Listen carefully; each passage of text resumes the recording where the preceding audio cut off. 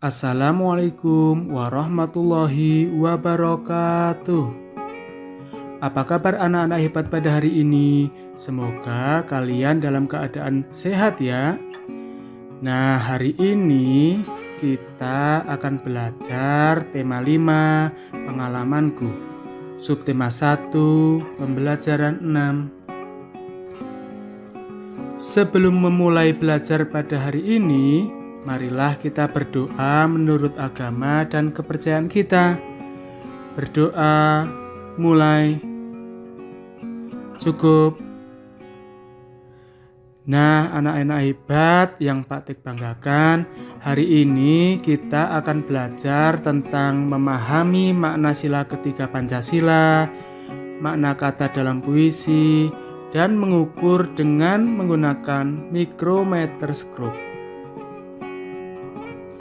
Tujuan kita belajar pada hari ini adalah agar kita mampu memahami makna sila ketiga Pancasila dengan benar. Kita mampu memahami makna kata dalam puisi dengan tepat, dan kita mampu mengukur menggunakan mikrometerskop dengan benar. Nah, anak-anak yang Pak Tik banggakan, perhatikan teks bacaan di bawah ini ya. Sepupu Beni datang dari kampung. Beni senang dikunjungi saudaranya. Beni dan sepupunya saling berkunjung. Beni selalu menjaga kerukunan antar keluarga. Sikap ini contoh perilaku sesuai sila ketiga Pancasila. Kamu harus hidup rukun. Rukun dengan teman, rukun dengan anggota keluarga, rukun dengan tetangga. Hidup rukun merupakan contoh perilaku yang baik. Hidup rukun sesuai sila ketiga Pancasila. Nah, anak-anakku, bacalah percakapan antara Beni dan sepupunya di bawah ini. Beni, aku punya tugas dari guruku. Aku ingin mendiskusikan denganmu. Diskusinya selama liburan di sini ya. Hidup rukun antar anggota keluarga. Ini contoh yang baik. Contoh ini sesuai sila ketiga Pancasila ya. Adakah contoh lainnya? Kebetulan sekali, aku baru saja mempelajarinya. Selain itu, ada contoh lainnya seperti mengutamakan kepentingan keluarga, tidak memaksakan kehendak, saling menyayangi, saling menolong, saling menghormati, dan saling menghargai. Juga gotong royong di antara anggota keluarga, serta menjaga dan memelihara harta benda keluarga. Nah, anak-anakku, sila ketiga Pancasila berbunyi Persatuan Indonesia, dilambangkan dengan pohon beringin. Pohon beringin menggambarkan bahwa rakyat Indonesia dapat berlindung di bawah pohon tersebut, yang berarti negara Indonesia. Pohon beringin mempunyai akar di bawahnya yang menjalar kemana-mana. Namun dalam satu pohon, yang berarti dengan keragaman suku, agama, dan ras yang ada di Indonesia dan dipandang sama menyatu di bawah negara Indonesia. Nah, anak-anakku, perhatikan gambar di bawah ini.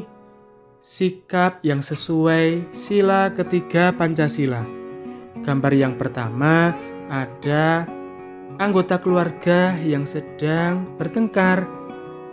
Sikap ini bertentangan dengan sila ketiga Pancasila. Yang nomor 2, ada bergotong royong, saling membantu membawa buku. Ini merupakan sikap yang sesuai sila ketiga Pancasila. Yang ketiga, ada bersama-sama menyiram bunga. Nah, menyiram bunga bersama merupakan sikap yang sesuai sila ketiga Pancasila. Gambar yang keempat, ada makan bersama keluarga. Ini juga merupakan sikap yang sesuai sila ketiga Pancasila. Gambar nomor 5, belajar bersama-sama. Sikap ini juga sesuai dengan sila ketiga Pancasila. Gambar nomor 6, ibu memberikan hadiah kepada adik. Nah, ini juga merupakan sikap yang sesuai dengan sila ketiga Pancasila. Nah, masih banyak lagi sikap yang sesuai sila ketiga yang lain ya. Nah, anak-anakku yang Patik banggakan, perhatikan teks bacaan di bawah ini. Beni sudah menerapkan sila ketiga Pancasila. Contohnya, Beni rukun dengan kakaknya. Beni bersyukur mempunyai kakak yang baik. Kakaknya sayang dan suka menolong. Aku sering bermain bersama kakak. Kakak juga sering menolongku. Ketika aku membutuhkan bantuan, kakak memperhatikan kebutuhanku. Aku bersama kakakku sangat rukun. Aku dan kakakku saling menyayangi. Tiba-tiba, Beni membuka jendela. Ternyata hari ini turun hujan. Beni menunggu hujan reda. Beni menyanyikan lagu Tik Tik Tik Bunyi Hujan. Lagunya seperti apa? Kita simak bersama-sama ya.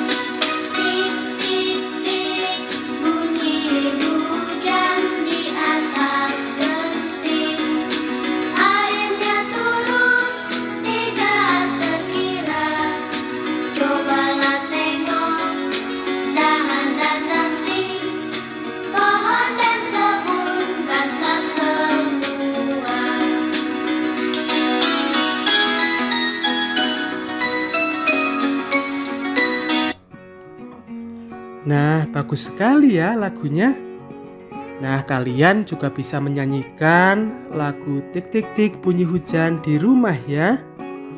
Nah, sebagai tugas 1, tulislah kembali syair lagu Tik Tik Tik Bunyi Hujan dengan rapi di buku tulismu. Sekarang, perhatikan benda di rumahmu. Apakah ada penggaris, meteran, jangka sorong, atau mikrometerskop? Lihat panjang jendela rumahmu. Kamu dapat mengukurnya dengan penggaris atau meteran. Coba sebutkan alat ukur panjang lainnya. Penggaris dan meteran adalah alat ukur panjang. Alat ukur lainnya jangka sorong dan mikrometerskop. Mikrometerskop adalah salah satu alat ukur yang biasa digunakan untuk mengukur besaran panjang pada sebuah benda. Mikrometer berfungsi untuk mengukur panjang atau ketebalan, diameter dari benda-benda yang cukup kecil, seperti lempeng baja, aluminium, diameter kabel, kawat, dan tebal kertas. Nah, mikrometerskop gambarnya seperti yang ada di layar ya anak-anak. Nah, anak-anakku, perhatikan benda-benda di bawah ini. Nah, di layar ditampilkan alat ukur panjang dan benda yang diukurnya. Yang pertama, ada penggaris. Penggaris dapat mengukur panjang pensil dan panjang buku. Selain itu juga masih banyak lagi. Yang kedua, ada meteran. Meteran dapat digunakan untuk mengukur tinggi pintu, tinggi almari, dan lain sebagainya. Yang ketiga, ada jangka sorong. Jangka sorong dapat mengukur mur dan diameter cincin. Yang keempat ada mikrometer skrup. Mikrometer skrup bisa mengukur tebal kertas dan lempeng baja. Nah, anak-anakku yang Patik banggakan, dari pelajaran hari ini dapat kita simpulkan bahwa sila ketiga Pancasila berbunyi Persatuan Indonesia, berlambangkan pohon beringin. Contoh sikap sesuai sila ketiga misalnya hidup rukun dan mengutamakan kepentingan keluarga. Mikrometer berfungsi untuk mengukur panjang atau ketebalan, diameter dari benda-benda yang cukup kecil seperti lempeng baja, aluminium, diameter kabel, kawat, dan tebal kertas. Nah, alhamdulillah pembelajaran hari ini kita akhiri sampai di sini. Pada pertemuan selanjutnya kalian akan belajar tentang tema 5 subtema 2. Pesan Pak Guru untuk kalian, rajinlah dan semangatlah dalam belajar. Selalu disiplin dan bertanggung jawab dengan tugasmu ya.